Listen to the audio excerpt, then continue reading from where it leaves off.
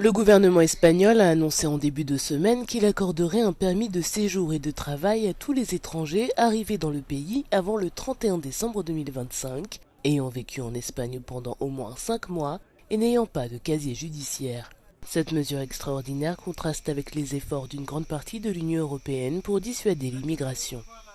Tout d'abord, nous sommes reconnaissants et extrêmement reconnaissants au gouvernement espagnol d'avoir introduit ces réformes en matière d'immigration.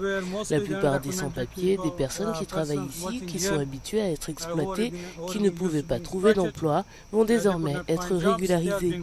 Cela fait donc partie de l'amnistie générale déclarée par le gouvernement.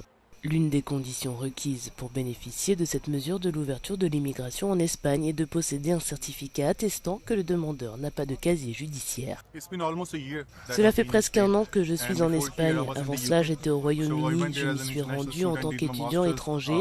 J'ai obtenu mon master et je travaillais dans la gestion immobilière.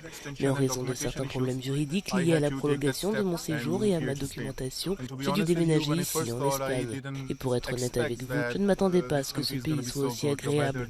Le climat, les gens, la culture, tout, et surtout cette mesure prise par le gouvernement, je pense que c'est vraiment bénéfique pour nous. La période pour demander la résidence légale en Espagne est courte, elle s'étend d'avril à fin juin. Afin de s'assurer que tout le monde obtienne les certificats requis à temps, le consulat est ouvert jusqu'à 23 h, y compris le week-end.